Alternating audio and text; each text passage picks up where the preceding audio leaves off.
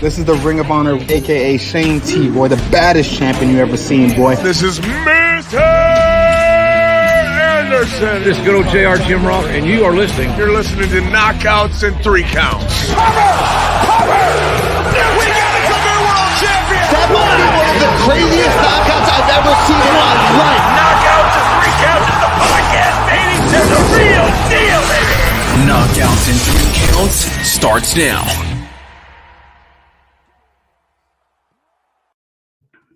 Ooh, what up, no? This is Knockouts and Three Counts. It's Thursday, and you know what that means. Rest in peace, Brody Lee. Happy motherfucking birthday. Happy motherfucking birthday to the great Brody Lee.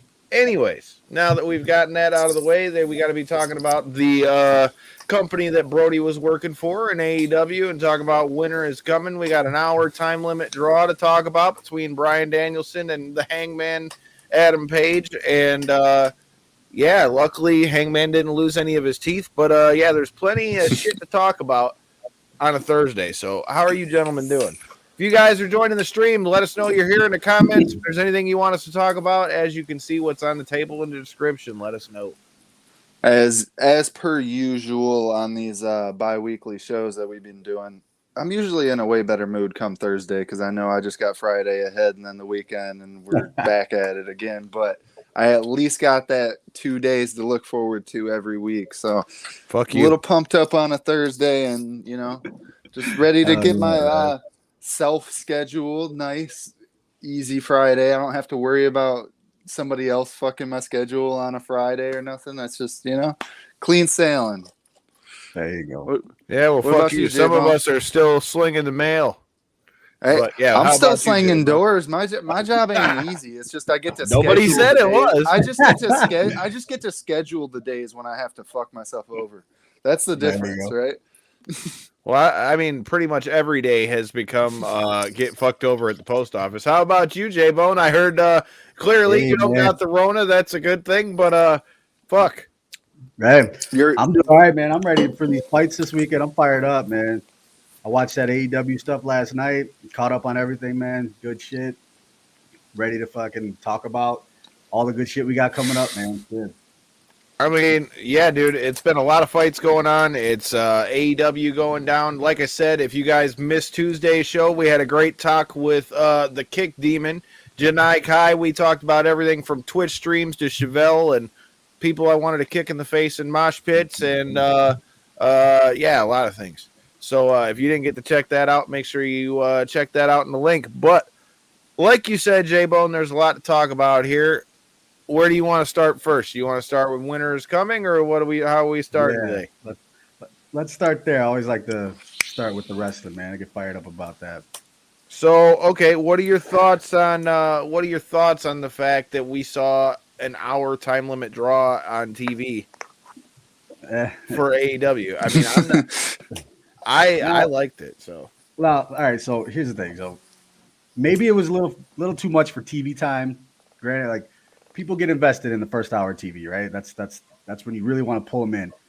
But take all that away, man. It was just good wrestling. It was such a good wrestling match the entire time. And I know people are kind of indifferent about the whole Bryan Danielson thing and how that's going and stuff. And his two big matches have both been draws now, which is a thing. But, well, that's something I wanted to talk about. I mean, have they booked themselves into a hole? Because I mean, you had him versus Kenny, and they went to a draw in New York. Now he gets Hangman and Hangman's first defense after finally winning the title after 2 years, and that goes to a draw too. So I mean, great match. Don't get me wrong. I don't think it hurts either guy, but at the same time, are they booking themselves into a problem, do you think, with the fact that Danielson's first two big matches have been draws here? See, from like the more outsider's perspective, from all the research and stuff I did, I wasn't able to watch the full hour match, but I did watch the highlights and stuff. And the match itself, like you had noted, seemed to be very entertaining, even though it was very extended. Mm-hmm. It seemed to be entertaining throughout. If you can keep, I believe it was like a 10 or. You keep people engaged for an entire hour of wrestling. Yeah. That's saying something, man. I mean, the crowd, by the end of the match, the crowd was on fire, dude. They were ready to see what happened. And you kept them there. You did your job. Mm-hmm. And my Twitter was going crazy. The whole news feed was talking about it, and that's it's surprising you guys came into it with the context of like, are they backing themselves in a hole? Because from what I'm seeing from like the outside in is more of like Bryan Danielson, the possible wrestler of the year, even though hasn't even won a match and was only active for a couple months. It's like, well, he's won a match. Don't get it twisted. He beat everybody in the Dark Order. Yeah, Dark Order. I think he's ready. His main two matches have been draws, and it's just like. But that's the conversation I was seeing. So to see it from you guys have the complete, I guess you would say, opposite opinion, where it's almost like a dull feeling to it. It's surprising. I wouldn't say dull. I mean, it was a great match. Like, I loved it. Anybody that's in the stream, we're talking about the big world title match that they used to open AEW Dynamite last night, which that's another thing.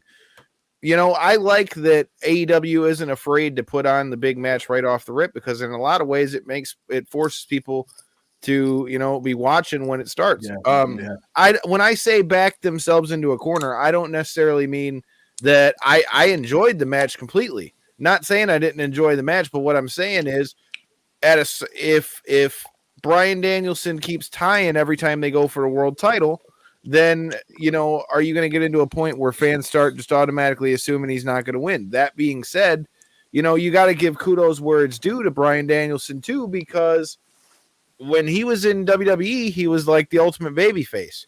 Here, he hasn't necessarily like done anything in particular as far as to what he's saying, other than the back and forth with Hangman, but he's just been beating motherfuckers up in the ring, dude. And from what I was seeing, he was having his little heel interactions and shit with the crowd too, like when they were off commercial and shit. So it was like,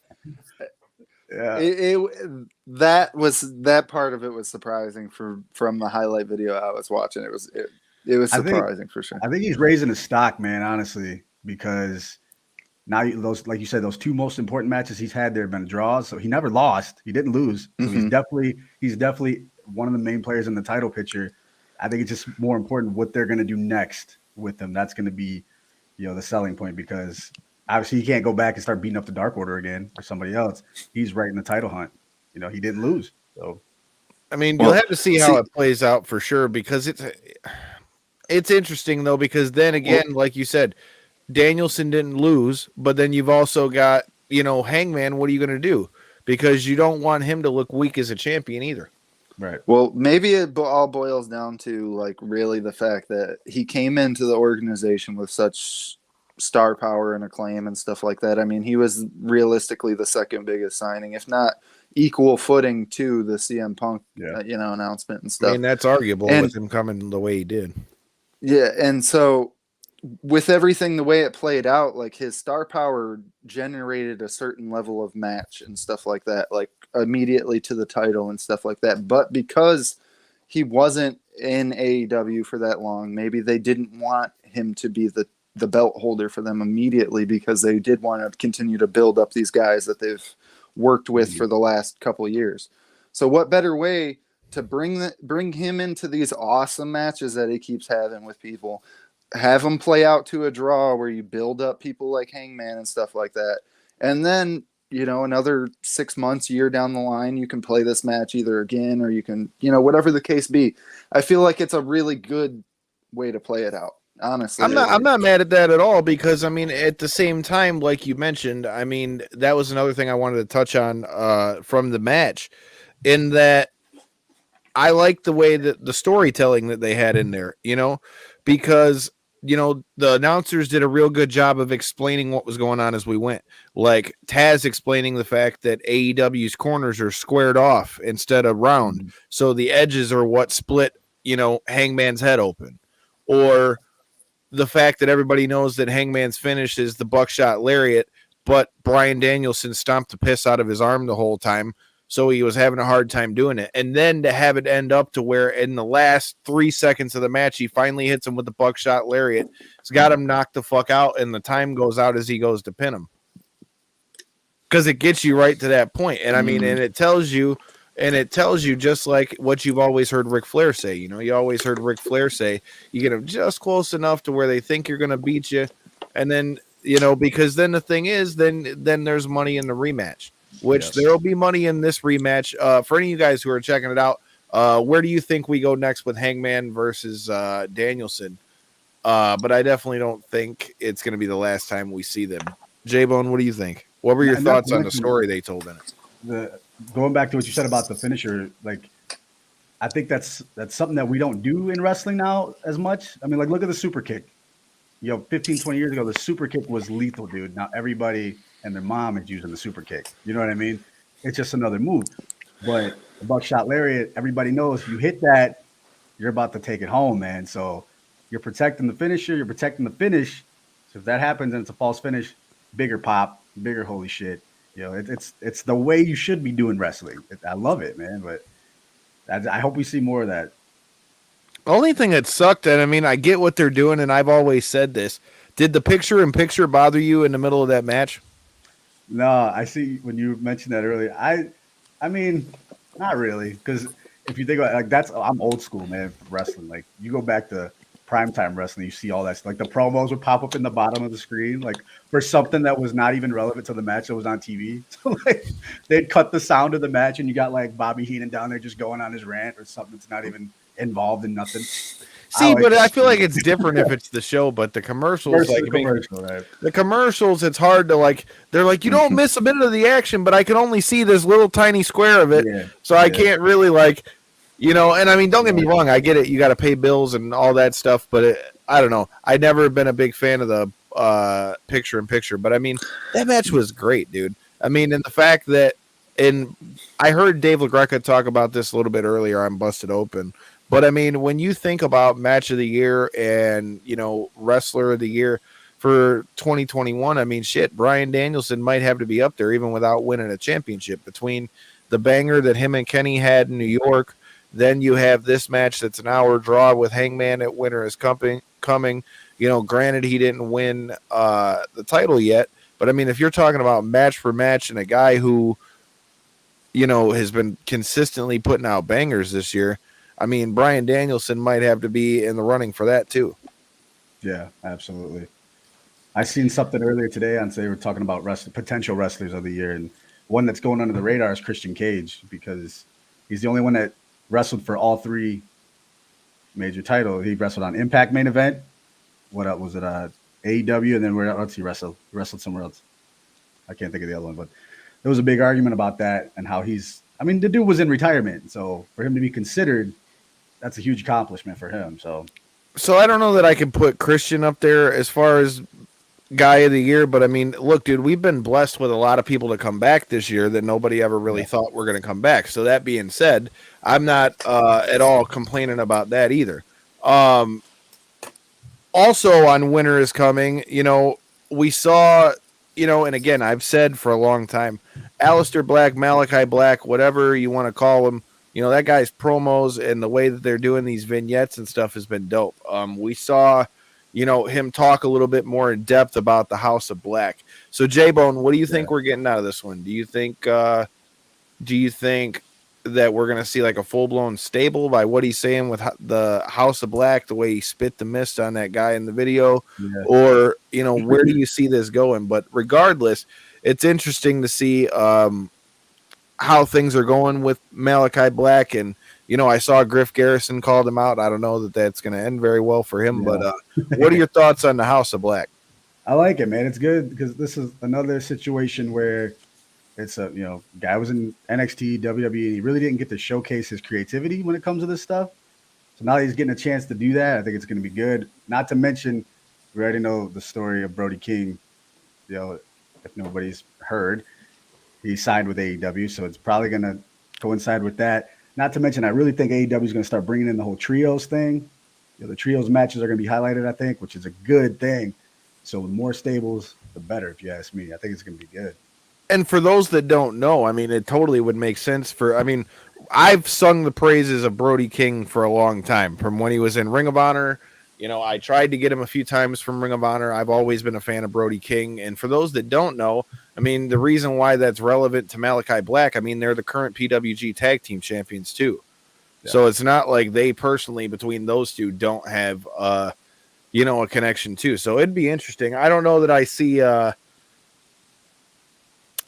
see Brody King as necessarily like a disciple of Malachi Black necessarily, but I definitely wouldn't be shocked if Brody King is coming into AEW, which by all the reports that have been coming out today, it seems like he probably is. Like I said, I'm not mad at it. It'll be interesting to see how that plays out with his alliance that he had going on with Andrade and all that. But that wasn't all that we got even in Winter is Coming, though, because you also had the finals for the AEW Dynamite Ring. And so MJF has now won it 3 consecutive years in a row. But before we talk about MJF winning, I mean, dude, Dante Martin is like a human fucking highlight reel. Yeah, man. Did you see the way he smoked his chest? Yes. He's a hell of a talent, man. He's got a long way to go too. So he's gonna be one of those guys to keep your eyes on, because you're gonna be seeing him for a long time. So he's gonna be around, like I said, around for a long time. You want to keep your eyes on him. He's very good. To reference what I was talking about, so at one point in the match, Dante goes up to hit a springboard shooting star press off the ropes to the floor, and overshoots his target and lands and just smacked his chest off, and his knee just smoked MJF in the fucking face on the way down. So, like, dude, it was a pretty gnarly fucking landing. Painful, man. I'm just watching that. I'm like, fuck, that didn't feel good for either one of them, dude. That was a gnarly landing. But I'm not mad at MJF winning here. Dante Martin was out there on his own. So do you think we're gonna see him kind of go back with Lio Rush, or do you think they're gonna kind of keep him by himself until his brother comes back? What are your thoughts on MJF winning the Diamond Ring? I'm hoping he goes back with Lio Rush, man. I'm a big Lio Rush fan, so I like. We didn't get a whole lot out of that, so I like where it could have went. So I'd be interested to see what happens there. But as far as MJF, man, he's another guy. We're just building stock on MJF right now, just piling it on, because that big payoff is going to come, and the more accolades he has, the bigger it's going to be when he beats CM Punk. Clip that one. When he beats CM Punk, he gives him his first loss. It's just more on. I mean, I wouldn't be shocked if it's a guy like MJF, because we all know that he's not opposed to underhanded tactics. I mean, speaking of that, that was a hell of a way for AEW to go off the air, as it was announced that on Wednesday next week, they're going to have, on the holiday edition, it's going to be Sting, Darby Allin, and CM Punk versus MJF. MJF, who's he got as his 3? It's him and FTR. Okay, that's right. Yeah, him and FTR. That's going to be a banger of a 6-man, which, speaking of FTR, they showed up like we talked about at Final Battle, and confronted the Briscoes. I want to know, when the hell are the Briscoes coming in to get their get back at FTR? That's what I want to know. They thought it was going to be that night when the lights went out. It was. While it was good to see Sting and Darby, that's awesome, but I think it was a bit of a letdown, because a lot of people thought it was going to be the Briscoes.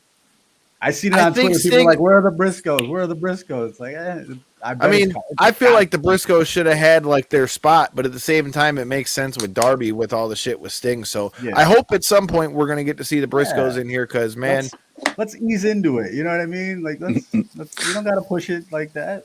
Let's tell the story a little bit. Let's ease into it. Plus, they're going at it on Twitter like crazy right now. So you're doing your job there too. So, like I say, the Briscoes are gonna be an asset wherever they end up. But that makes for a banger of a match, man. It's going to be a hell of a 6-man. And then you've also got the 10-man tag that's coming up between Eddie Kingston, Santana Ortiz, and who else did they have? Pentagon and Phoenix versus Daniel Garcia 2.0 and 2 people that they choose. So I don't know, man. I like Eddie Kingston. I'm a big fan of Eddie Kingston. I think that they're seeing the value in Eddie Kingston.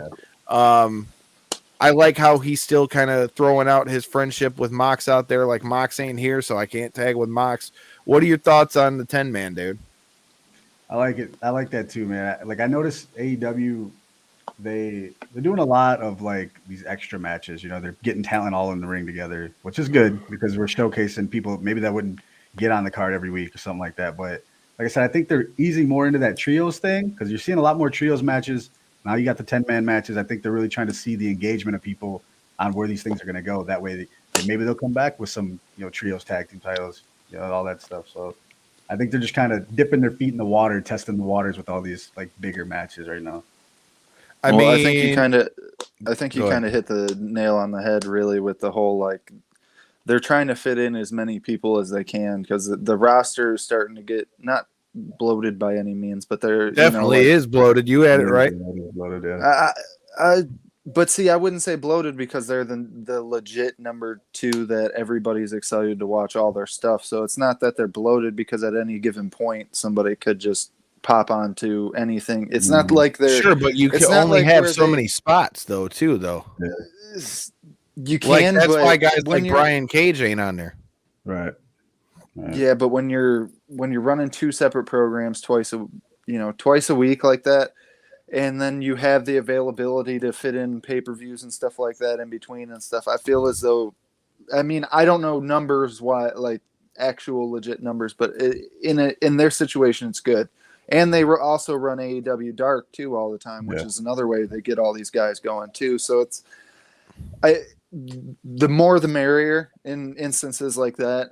Really, I mean, it's a good way to showcase a lot of these guys. I mean, yeah, as long as they run those matches well, the crowd's gonna dig it. I mean, 6-man titles and stuff like that. I mean, look what's going on in Ring of Honor. Look at STP, man.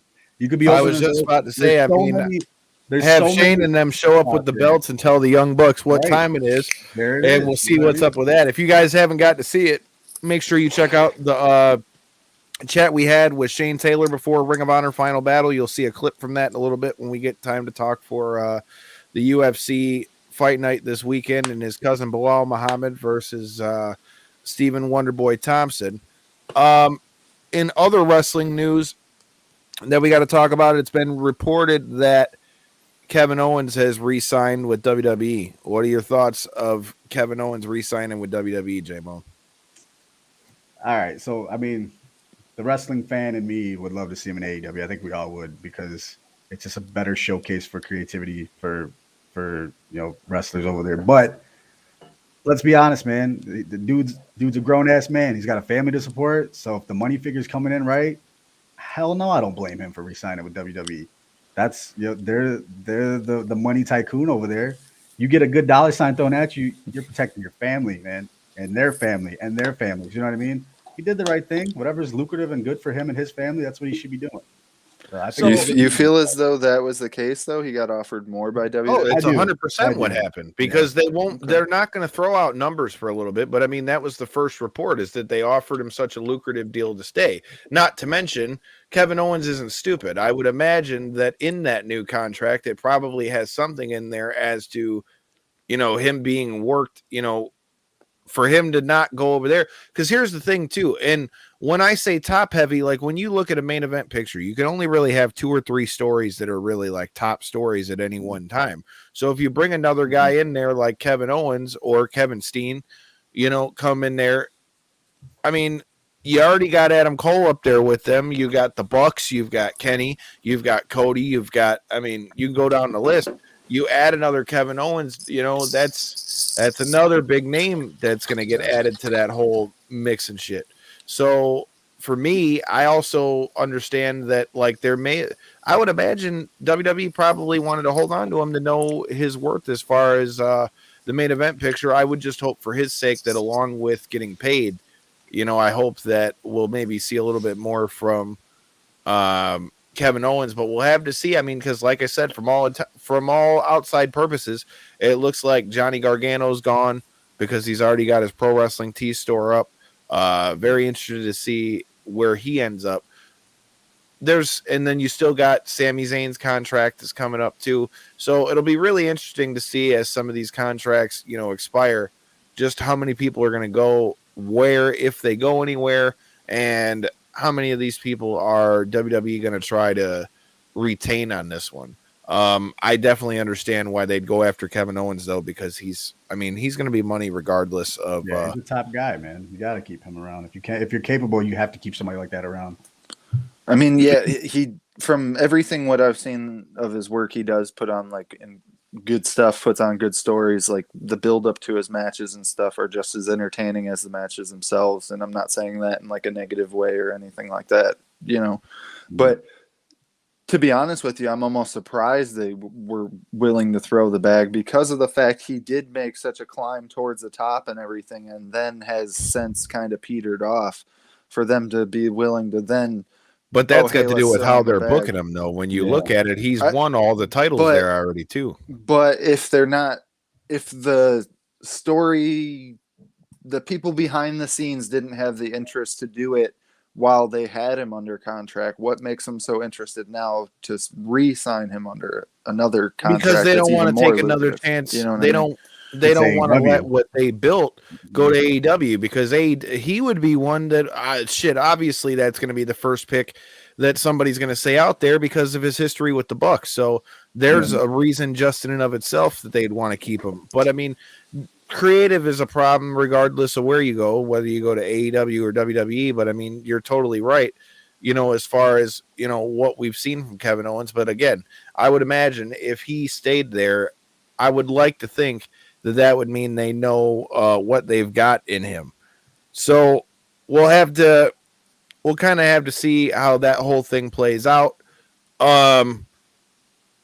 Then we've got there's a bunch of shit to talk about as far as fights, whether that be serious fights or not. And shout out to James Lynch. I appreciate it. I checked out James's stream earlier, and he said I was one of his favorite people in the business to talk to. So I appreciate you, sir.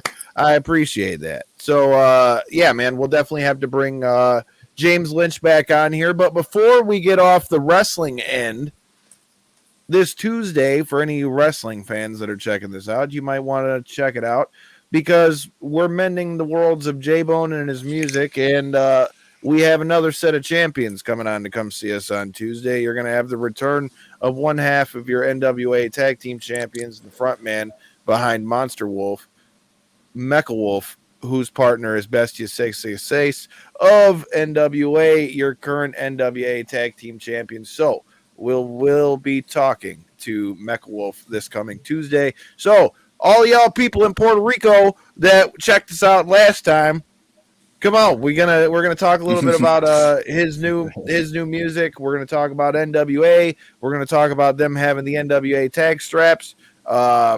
Yeah, dude, there's a lot to talk about with Mecha Wolf. Kathy in the comments, Mario Aguilar fights at Motor City Casino tomorrow night. I know Mario Aguilar. I have not had him on the show. I've heard good things about it. I know also Reese Kelly is fighting on that card. There's a few other guys I know from some of the guys I trained with that'll be on that card. It's going to be a fun one down there at the Motor City, because I know Manib is getting ready to make his return as well. And as always, make sure you check out Twisted Tumbler. Shout out to Kathy. There's a reason why we got these dope ass cups in the way. Like I say, make sure you check out Twisted Tumbler. All right. So as we get into the fighting side of things, it's the first thing that I hear is that I hear Poirier and I hear Poirier versus Diaz. Mm-hmm. What the fuck is that? Like, he loses in there automatically to Diaz, huh? All right, so yeah, was I slightly surprised, and especially the way it's kind of like all played out. I don't know if you've seen the initial interview that started it all, but Poirier was on Ariel Helwani's show. Shout out Ariel. But he kind of said nothing's interesting me at the moment. I'm coming off this tough loss. It's real hard to build myself back up in this career. But if anything interests me at the moment, it's that fight that fell out with Nate Diaz. And for those that forget, he was scheduled to fight him. I believe it was like a year and a half, maybe 2 years ago, and the fight ended up falling through. Nate Diaz tries to blame Poirier. Poirier blames Diaz. So it's he said, she said type shit. But either way, I feel like that's a perfect get-back fight, especially Poirier's, for his whole career, has expressed interest in wanting to maybe play around at 170. We've just seen what happened with his significant push at 155. take a month or two, put on, an extra 5 pounds or something. Don't have to diet down. You're already fighting somebody like Diaz, who was traditionally a 55er anyway, so you're not going to be at such a huge, size disadvantage or anything. It's a fun matchup. I feel like it's a perfect way for Poirier to get back on his bike, pick himself up, dust his knees off, and start that train rolling again. But what's your guys' thoughts? J-Bone, you go ahead. I like the fight, man, but I think these guys are chasing two different things right now. I don't think Nate Diaz is interested in any type of title picture in the UFC. I don't think he's not to interrupt, but he's already publicly expressed interest that he wants to fight out his last fight and then is going to pursue more money fights. Like, he's even expressed interest in wanting to fight Jake Paul and the likes. He's wanting to build his own name outside of the UFC, and he has one fight left on his deal, so he's actively looking to get that one done and be out the way. But go on. That's fine for him, and chase the money, man. The money is what you need. But for Poirier, like with the run he's been on, he's right there still. It's only going to take one more fight for him to be right back in the title hunt, and if that's what he's looking for, then he needs to stick to that. So as far as a fight that he can win, I see this as a fight that he can win. That being said, I think that this fight is a little more dangerous than people want to give it credit for the simple fact that, look, dude, let's face it. Say what you want about Dustin Poirier. We all like him. He's a banger. But that being said, like, he's lost by rear naked choke both times he fought for the title. And if there's one thing that we know that Nate Diaz can do, if the shit goes down to the ground, it's that he can submit you. Yes. Even if you're covered in a lake of his blood or somebody else's, the man can still choke you out.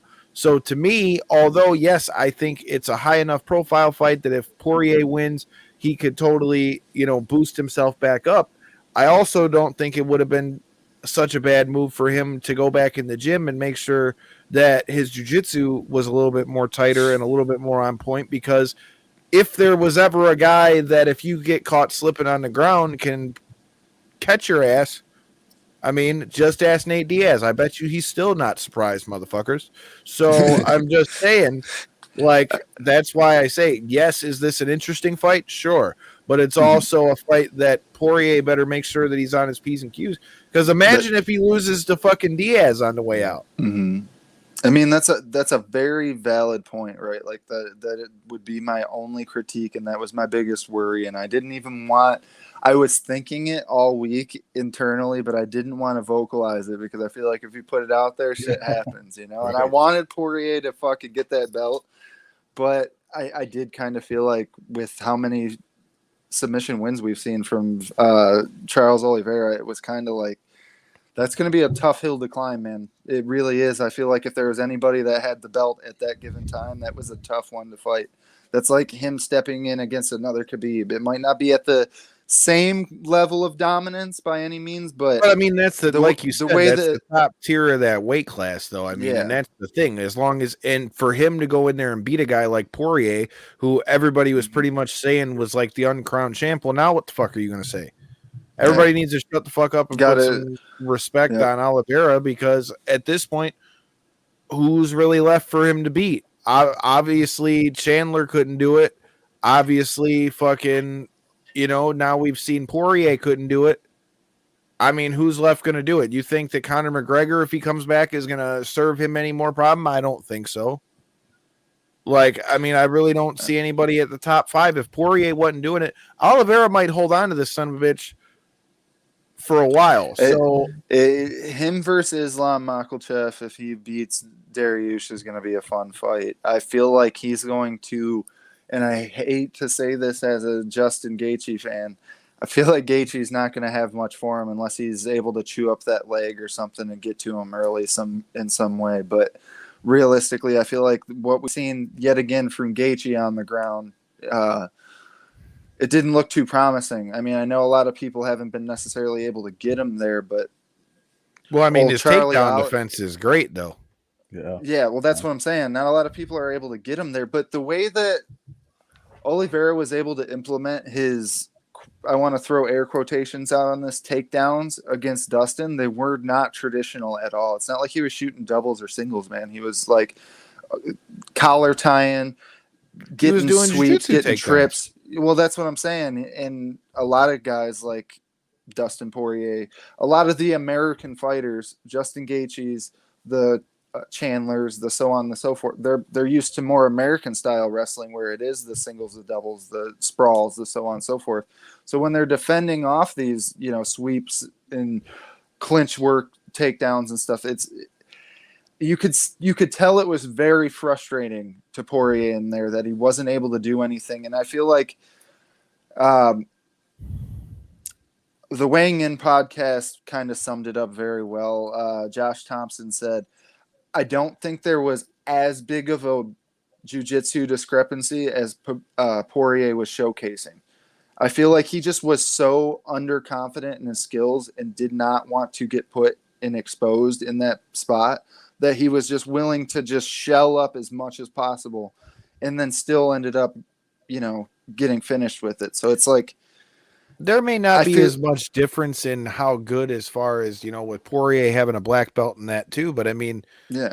That being said, though, I mean, this is like I said when we watched the fight live, like as someone that's trained jiu-jitsu for so long and gotten to train with, guys that are like really good like that, like, dude, you give a guy who's got like that much experience and that lethal of a submissions 3 times to readjust himself on your back without doing anything to address those hooks or anything like that, you're fucked. Because if you're giving him 3 chances to reset his arms and you're already going against a guy who isn't going to squeeze himself out unless he thinks he's got a good chance of putting you out anyway, but you gave him 3 chances to essentially make it a little tighter on you, you're not getting out of it, dude. And that goes for Poirier and that goes for anybody in there. Now, Makhachev definitely, presents a unique skill set, but even at that, I think he's going to have to win at least 1 or 2 more before we can really talk about him fighting Oliveira.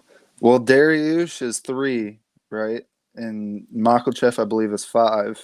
So if he beats 3, that and number 1 just fought, the number 1 contender just fought, number 2 is already lined up in Gaethje. So realistically, that fight is for who fights after, in my opinion. So and if I mean, if he's able to beat Dariush, I don't think he needs 1 or 2 more. I think that's his ride. I forgot Dariush was that high at this point, but I guess in that case, if he can beat Dariush, sure. But I mean, that being said, that's going to be a whole nother level because I don't see Makhachev just being able to take him down and fucking just dominate him on the ground like he has a lot of people. No, because I feel like Dariush is going to have much more slicker jiu-jitsu than Makhachev is used to. It's going to be a whole different ballgame. He's used to being able to take people down and just dominate them via, holding a wrist locks and stuff like that, and the Dagestani handcuffs and stuff that you hear a lot of these fighters implementing and stuff from over there. But when you're talking about such a submission whiz in Dariush, I feel like he's not going to be able to get off a lot of that stuff that he's used to, and if he even tries to, he may be putting himself in a more precarious position. Well, right, and that's why I'm saying, like, in reference to if he does get past Dariush, if he fights the way he fights, he ain't going to be able to I feel like he won't be able to just dominate Oliveira on the ground like that because Oliveira is a lot more crafty on his back than most guys. Before we talk about the UFC this weekend, which again, we're going to hear in a little bit from Shane Taylor and his picks on the fight, the cousin of Belal Muhammad. But Kevin Lee has quickly found himself another home inside Eagle FC. Now he'll be fighting in the 165-pound division. Now, I, for one, am a fan of the different weight classes and things. But what are your thoughts on the fact that they get 2 guys like a Kevin Lee and a Rashad Evans that are, coming back to fight in a Eagle FC platform? Do you think this is a good look for them because they had names? Do you think this is a bad look because it makes them look like they're signing guys who are on the outs? What are your thoughts on Eagle FC? I see, and it's funny that I feel like Kevin Lee is getting tied into some like precarious questions, right? Because I feel like he is a legit top level athlete at 155, 170 for a lot of promotions. Like if he went to Bellator, I could see him definitely contending for a belt within his first couple fights at 55. I mean, just because he was on a bit of a skid, don't discount where he was just a couple years ago. And I feel like he truly can get back to that point. That being said, some of the other announced fighters, like I'm glad the Bigfoot Silva thing kind of fell out of the main event. But Diego Sanchez is still in there too.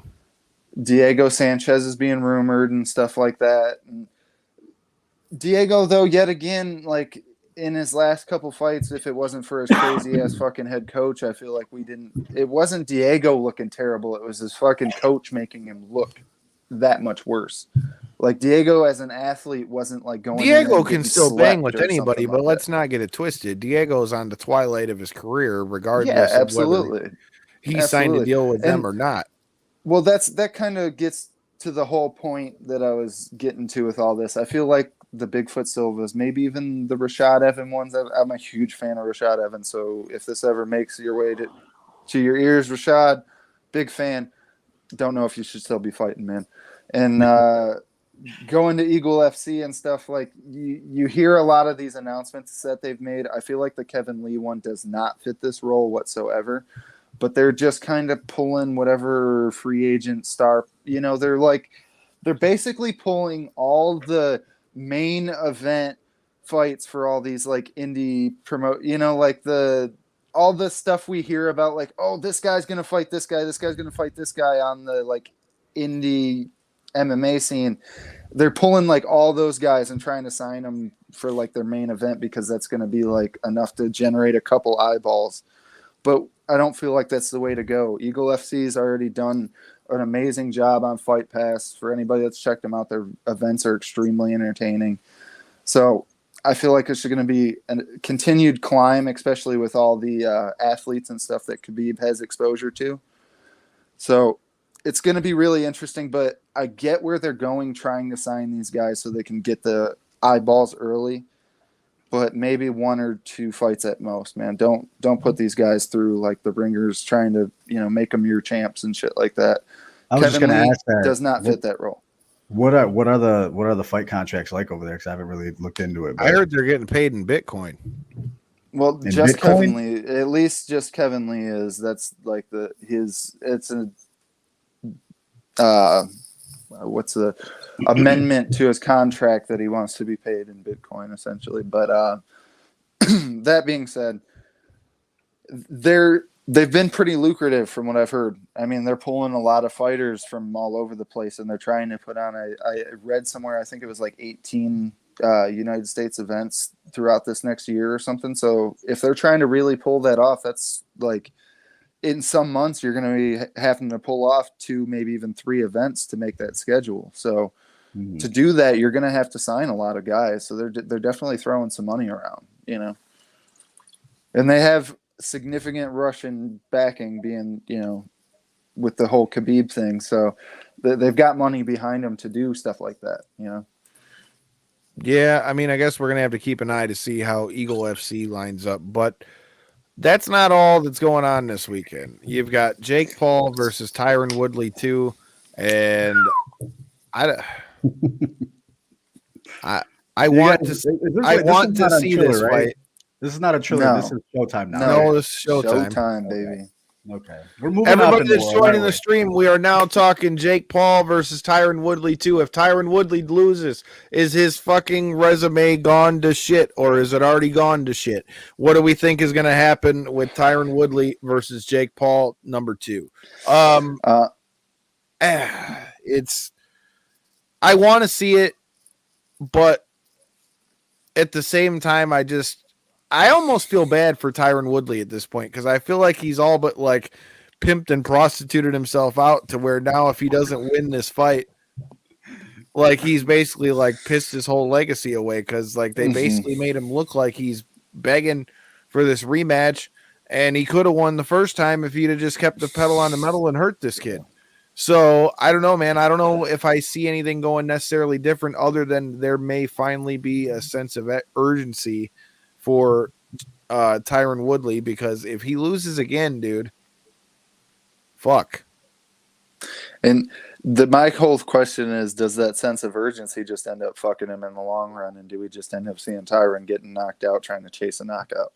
You know, that's my I'd like to concern. hope not, because I'd like to think that Jake Paul isn't slick enough for that. But at the same time, he fought off his back foot for a majority of those first couple rounds, and I feel like was still doing well against Tyron. I mean, granted, he did get that, you know, that one non-counted knockdown that was really a knockdown into the ropes, but other than that, Tyron wasn't able to do much with the pressure that he was applying, and he was applying some pressure for sure, but not to the level that I think he's going to need to be able to get a knockout against what we've seen from Jake Paul. Every time I start to break down his fights, man, I'm like, what the fuck, dude? I'm breaking down this guy that's 3 fights in, 4 fights in, 5 now, and now it's like I gotta defend. He's, from everything he's showcased, man, I think he's gonna go out there and beat him again. I think he's gonna make it. So look you're more picking dominant, Jake Paul. Here we go. He said it. I'm done. I think he's gonna make it Tyron. look. I think he's gonna make it look more dominant. He beat him clearly that first time. I think he's gonna make it look. If he doesn't finish him, it's gonna be like it should be type shit, you know. All right, J-Bone, what do you think? Know, it's hard to argue with that, man. Like, as much as we don't like Jake Paul, and much as, you know, the whole situation he's doing a great job putting himself in the position to be here, right? He is boxing's ultimate supervillain right now. So, and let's be honest, the dude can box. He can box. There's no question there. Oh, I'm not saying he can't box, but man, he has painted his own picture, and people are chasing him. I mean, look, dude, nobody's been able to take him out yet. So exactly, all the shit he's been talking, he's still doing legit champion, dude, legit threat to do that in the UFC. That's all they talked about, how good his wrestling was and how good his hands were. So here we are. He didn't do it the first time. If he can't do it this time, even if he wins by decision, I still think you got to give Jake Paul a lot of credit, man, because you know it's Tyron Woodley. It should have happened in the first fight. We all thought it was gonna happen in the first fight. So if it doesn't happen here, he's gonna prove again that, you know, he belongs where he's at least. I mean, call me jaded or whatever the fact, right? But after seeing the way that first match played out, like you had noted, Kyle, the fact that he hurt him, could have did something and just didn't. It was like a clear indicator of like the way that fight's going to play out, in my opinion. 9 times out of 10, 8 times out of 10, whatever the case be. I mean, this may be one of those 2 out of the 10 where we see Tyron get the win, but I feel like, I used to shout all the praises of Tyron Woodley. He was so great in the UFC. I gave him all kinds of love, and after seeing that last showcase, man, I don't know. Stay with MMA, man. He was better when he was able to implement takedowns. Do you think it was just the boxing, the boxing, you know? I mean, maybe it was just the fact that it was his first fight and he had nerves and stuff like that, and he had never done traditional boxing and stuff like it. It's not like he had a professional boxing career, but even you had noted in his UFC days, it's not like this was a guy that was throwing kicks and getting knockouts with kicks. It was either his hands. It was either his hands or he was taking them down and winning through, you know, ground and pound and stuff, you know. So it's not like he's hand illiterate, I guess would be the way but he just wasn't able to showcase it. I don't know. Maybe it was just nerves. Maybe he was legit worried he was going to get knocked out or something, or embarrassed and thought he was winning. Or what you don't do is act like you're going to win this fight and go out there and lose playing soft, you know, like either go for it or don't. And I feel like he didn't last time. So I would have loved to see them just back up this pay-per-view a couple weeks, maybe move up the Serrano fight to the headliner or something, just to reduce the price, make it still make it a pay-per-view. Still got a bunch of entertaining matchups on it and stuff. I was going to say, because Jalen Love's on that card. That'll be a decent fight. I mean, they're going to have some decent guys on the undercard. That's what I'm saying. They could, but the Fury, whatever? The Well, I Fury mean, he matchup was technically- way more. Technically, Had- because he did that the way he did, that's technically a verbal contract. So that is true. I read that. I didn't know if it was true or not. Technically, that's a verbal contract because he said in the media where it says on video that if he knocks him out, he'd pay him $500,000 extra. And think about it. I mean, if he all the shit he was talking about Tyron Woodley, all the shit he was talking about Tyron Woodley with getting that tattoo, if he doesn't pay him the extra money, if he gets knocked out, that's not going to be a good look for him either. And at this point, we already know he was getting paid buku bucks anyway. So it's not like that. I feel like that's not going to really hurt Jake Paul so much either. That being said, there's also Deron Williams versus Frank Gore in this one. I'm honestly genuinely way more excited for this than I am the main event. Like the Frank Gore, legitimately, the I want running to back? see. Yeah, The old running Frank back. Gore, yeah. the all-pro running back, the short, stocky ass, fucking ready to run somebody over. Frank Yeah. Gore versus fucking point guard Deron Williams, all-star Oh, man. fucking former net. Used to be a huge fan of him, and I get to see the two box, man. I think Frank Gore's what? whooping his ass. How did I miss this? But What? Deron Williams has been in MMA circle. He's like 30% stake owner in Fortis MMA, if I'm not mistaken. So it's like he's been invested in like combat sports for a while. So whether he's been actively like doing it or not, I mean that may be more than I mean, what that Frank totally Gore's could tip done. the skill if he's got more You know what I boxing mean? skill. But if we're Yeah. talking about just a powerhouse athlete, that if you could teach him a few fundamentals so that he can use all that power he's got in his legs to punch. Because here's a news flash for all of you people that don't know: your punching power does not come from your arms. Like and a guy like that's got explosive hips like he does, man. I mean, if you could teach him really how to throw a punch, fuck that. I watched an interview from SBG Ireland head coach Conor McGregor, head coach John Kavanagh, and he said basically that whenever he's looking at prospects, the first thing he looks at is their ass to see whether or not they'll have enough power. And to Kyle's point, like that's literally how he described it. Is like that's where all the power comes from, is your ability to thrust your hips. So. Just saying, dude. I mean, there was a reason why at 125 and 130 pounds, I was able to crack somebody like that. But I'm just saying. Enough of asses here. Enough about That that. being said, Well, before I hold make on a minute. myself look like an ass, I happen to be an ass guy here. So, okay. I mean, just saying. But that being said, it'll be interesting to see how that plays out. We've also got a UFC card this weekend. Now, it's not the most star-studded of cards that we've got. bullshit. Have you looked through it? It's got I have some looked fun through it. fights on it. Fun I'm not fights gonna and break them all star-studded are down, two but it's different got some- things. Star-studded You got and the fun fights free. are different It's things. free, so that's cool. Right. They Yeah, got three okay, bangers stars. on the I co-main guess, and the like, one before it. Me being such a hardcore fan and stuff, like I guess like my version of like a star-studded entertaining card and like maybe somebody else's are two different things for sure. But like there Well, is put it this definitely way: levels this to the fight shit. card isn't making motherfuckers stop and say, "Hey, I got to watch the UFC this weekend because so and so is fighting so and so." They don't really have If that you're- if marquee you're gonna thing now.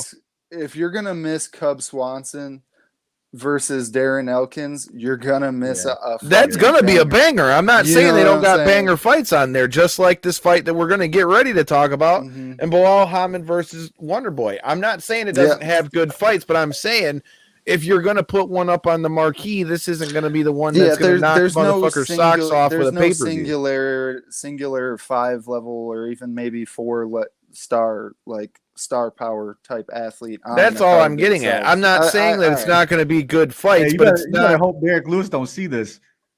Hey, you just better make sure that his balls ain't hot. All right. Just make sure that his balls ain't hot. Don't be. I mean, you might have to feather him a little bit, but make sure his balls ain't hot. But yeah, man, I'm looking forward to that fight. I think that's the perfect kind of fight for Derek Lewis. Derek Lewis versus Dakkus, because Dakkus is not going to have a problem banging with him So I think it's a tailor-made fight for Derek Lewis. The question is going to be, is he going to be able to bounce back like that from, his last fight? But I feel like a guy like this plays right into, his style. It definitely gives Derek Lewis the chance for victory. That would be like my best way to describe it. And whenever you give Derek Lewis even a fucking chance, he more than likely will pull that chance off. Like even if it's slim to none and you don't think he's able to, he Curtis blades somebody and lays him out on the ground. He has that way about him. So are you picking Derek Lewis then? No, I'm picking Dakkus because I'm a big fan of Dakkus and what he's been able to do in his career. And I feel like his elusiveness, his footwork, his power that he does hold, he's shown such good fight IQ for somebody that's so young in the UFC. And at heavyweight, I feel like that's a big thing that a lot of these guys are missing. Yeah, he may be able to go in there and throw hands and stuff with Derek Lewis, which sounds like not great fight IQ, but we honestly may see him in there just wrestling Derek Lewis too. Yeah. I honestly feel like he may implement that route because we've seen him do that a couple times and ground and pound people out as well. So it's going to be an entertaining fight, but I feel like Dakkus he's the next. There's been a couple of these athletes that have shown up at heavyweight as of late. Like the other one that comes to mind immediately is like a Tom Aspinall and stuff like that. These guys that are really searching. Tom Aspinall is a savage. And Dakkus is as well. And that's what I'm saying is these guys that you've seen really make a steady climb through this heavyweight division, not do it in like here's the fucking new guy and they just are all of a sudden fighting top 5 guys. No, they've been kind of plucking their way along through the rankings. And that's what I'm saying. This makes an interesting matchup because it's a younger guy for Derek Lewis to fight that he can win against, but if he gets caught, is a guy who can still put his ass to sleep. Yeah. Corey's going with Dakkus. J-Bone, who are you picking? I'm taking Lewis, man. I'm chasing the money over here, though. I seen he's the underdog. It's only by a little bit. It only takes one punch, plus man. 120. Yeah. It only takes one punch. And like you said, Derek Lewis has got a big ass. So I'm taking Lewis. I'm taking Derek Lewis. You can never count the guy out. He's entertaining as hell to watch, dude. So yeah. I'm taking him, dude. I'm not mad at that pick, dude. I'm not mad at that pick. I think Derek Lewis will bounce back in this fight, but at the same time, I also think Dakkus is a problem, so I wouldn't be surprised on that either. Right. Kathy says she's going with Lewis as well. So, all right, there's a few more fights. So you guys all think a Philly cop gets slept on Saturday is what you're saying, right? I didn't say he gets slept. I just said I think Lewis. I think Lewis is going to bounce back here. We're going to have to talk about what happens with that, but the next fight, we had somebody who knows a little bit about the next fight, maybe next better than most people. Our homie Shane T of Shane Taylor Promotions of Ring of Honor, his cousin Belal Muhammad is stepping back into the cage against Wonderboy Thompson. So, of course, I had to ask him what his thoughts were going to be on this fight. And if you missed our show with Shane, make sure you check it out after you're done with this one. So let's see what Shane had to say about Belal Muhammad. Man, that's the fam right there. That's the guy. I have all the confidence in the world. I have to stand there and strike with homie. You know what I mean? And even then, that's not what you want to do. Constant pressure fighter, always in your face, always pushing tempo, always just trying to break you mentally, physically. And I feel like all the pressure here is on Wonderboy. It's going to be on Wonderboy's shoulders to try to prove something. And if you're going out there, one mistake, it all ends for Wonderboy. I feel like Belal can get him out of there. I feel like he could stop him. And if he does that, he puts the entire world on notice. I don't know, man. I think Shane might be onto something because I personally think Belal Muhammad is going to take out Stephen Wonderboy Thompson on this one. Not that Wonderboy can't still fight, not that Wonderboy can't still knock him out, But I feel like if there was ever a good time for Belal Muhammad to catch Stephen Wonderboy Thompson, I think now would be the time to do so with his momentum and the way the last few fights have went for Wonderboy. That's why I am rocking with Shane T on this one, and I think Belal Muhammad beats Stephen Wonderboy Thompson. Kathy and anybody else joining the stream, let me know who you think in the comments. Whichever one of you gentlemen wants to go next, make your pick.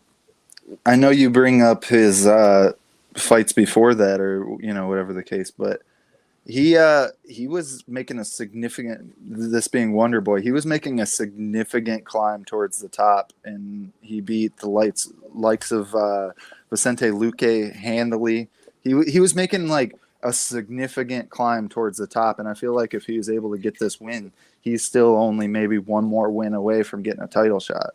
So you bring up the fact that like he lost his last fight, but other than that, I don't think he's on like some kind of skid. I'm not saying it's like a skid. Yeah. That's why I said he's also very capable of still winning this fight. But I'm saying if there was ever a time for Belal Muhammad to do it, when he's on a win streak like he's been on, and then he's been being super competitive with all of the top guys in the division. Mm-hmm. So if there were ever a time for a guy to come out and put pressure on a guy like Stephen Wonderboy Thompson, now would be the time to do that. I'm just so very curious, right? Like the way that it's so hard for me to pick this fight because I don't know what Belal's mentality is going into it, right? Like, is he planning on going in there and applying pressure and having Wonderboy back up and trying to outstrike a striker? Because that's going to be a tough fight, man. Wonderboy's proven time after time that he's incredible at counter striking. That's like one of his best games. And if your plan is to try to pressure him, get him up against the fence to take him down, Wonderboy's really good at circling out. I feel like that's going to be a tough game. He is, but also Belal Muhammad, to play devil's advocate, is also very elusive with his head, though, which is going to make him a lot harder to hit for Stephen Thompson. Yeah, because he's also got footwork too. When you're elusive with your head, if you're not right with your hands when you're doing it and you're fighting a kicker, sometimes you put yourself in an even worse position because you just end up bending right into a kick. I've seen that far too many times with people with great head work or head movement. So either way, though, I do feel like Belal has a serious path to victory, and I stated that in that interview with Shane Taylor, is that if he's able to get Wonderboy down, I feel like he's going to be able to hold Wonderboy down. That's the whole thing, is whether he's able to get him there or not is where the battle's going to be won. I feel like if he tries to go in there, he can be very competitive in striking with Wonderboy. I do feel as though his striking's at that level, but I don't feel as though it's higher than Wonderboy. And that's where Wonderboy's been able to make a dominant career for himself, is on his feet. So if Belal's able to get it there, I'm going Belal, but I feel like it's going to be a tough route. It really is. I want to go Belal because I'm a big fan. Shout out Belal Muhammad on Twitter for anybody that doesn't follow Bully B on Twitter. That guy's got one of the best Twitters in the MMA game. But that being said, it's going to be a tough road. I feel like Wonderboy is still one fight away if he wins this from the belt. And I feel like Belal's still kind of making that progression in his career. We've seen that he did struggle a bit with the striking of Leon Edwards in their fight. And I'm worried this is going to be the same type of game. All right, J-Bone, who are you picking?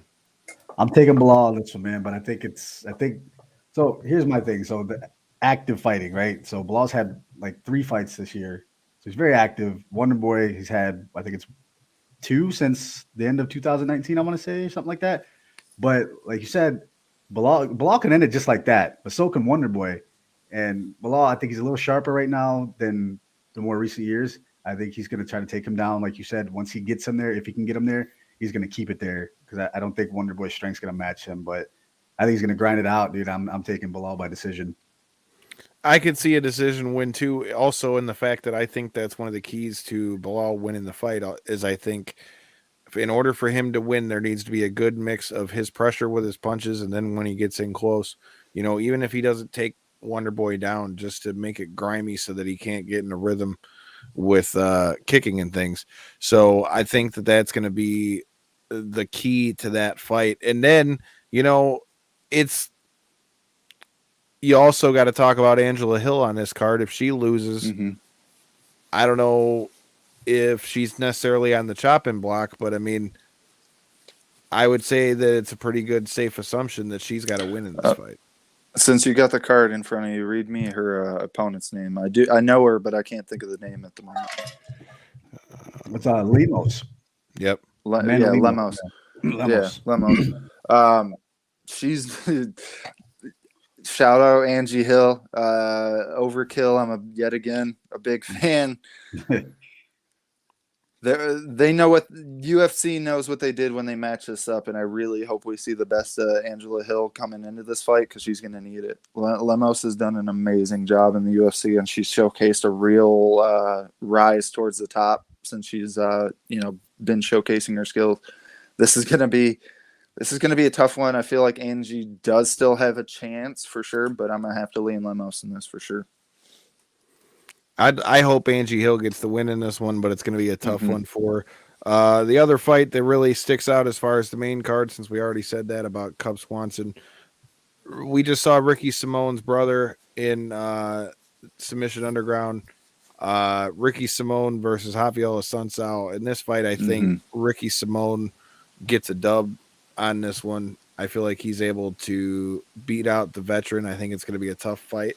So I think Ricky needs to be on his P's and Q's for sure.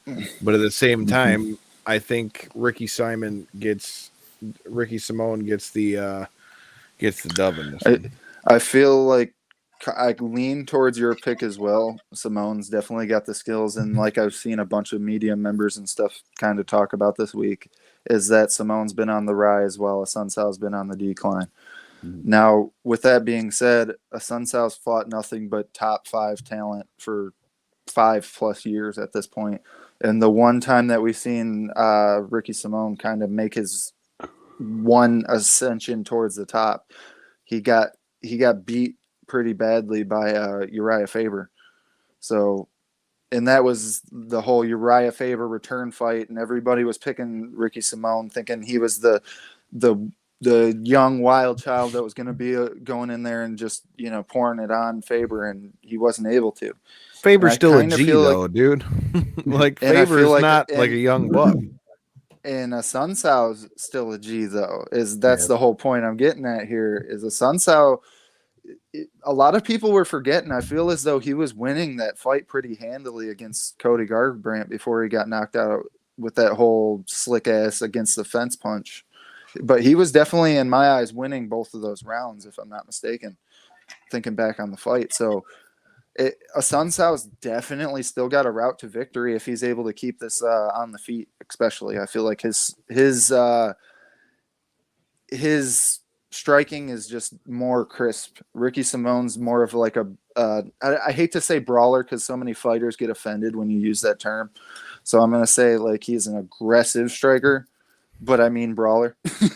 he that's what he kind of brings to the table. He's a really good brawler that also implements wrestling in there. And I feel like Sunsao, if he's able to stop those takedowns, may have something for him. All right, J-Bone, who are you picking in this one? Taking Simone on this one, man. You got the tale of 2 tapes here. So you got Simone's on a 3-fight win streak.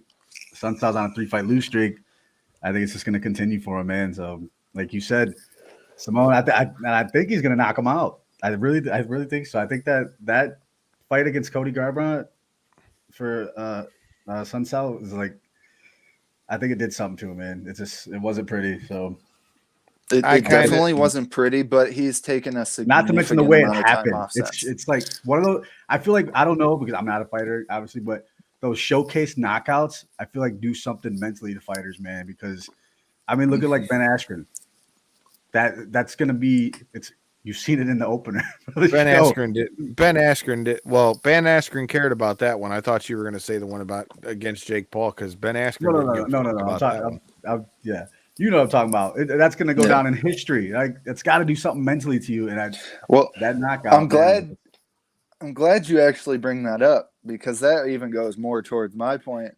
Hafiela Sunsao has a win over Gamebred himself. I don't know if you realize that. So and that's a huge weight discrepancy and size discrepancy between the two, and he's able to get a victory over Gamebred himself. So I feel like Assunção still got game for him, man. I feel like this is going to be a tightly contested fight. It's a must win for him too. I mean, like he's on a absolutely, so he's got to win. He's got to. And with that Garbrandt knockout, he did take some significant time, you know, between now and then. You know, so if he was able to really kind of, I know when you're in the twilight of your career, the last thing you want to do is have to take 9 months, a year off to kind of heal your head after a knockout, but the fact that he was smart, was able to do that, and is now coming back against a winnable fight. It's going to be fun. Either way, it's going to be a fun one. Well, man, I think that pretty much covers up most of the shit for this weekend. Like I said, Paul versus Woodley is going to be interesting. The UFC is going to be interesting. We're getting ready to bring another year to a close.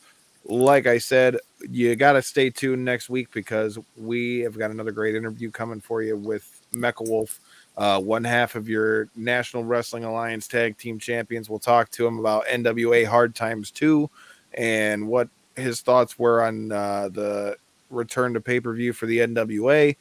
A lot to talk about with Mecha Wolf. We're going to talk probably about what we see happen in these fights. We'll talk about the new Monster Wolf album. A lot to talk about. Thank you to everybody that's joined here and hit that subscribe button on YouTube and all those good things. We should have an update on these shirts here in the next week. Thank you guys for checking us out. If you guys are new here, make sure you check out the Darren McCarty episode. Make sure you check out the one with Jimmy Smith. You check out the one that we just had with Janai Kai. Like I said, there's a lot of good stuff coming from Knockouts and 3 Counts. But until next time, and in the in-between time,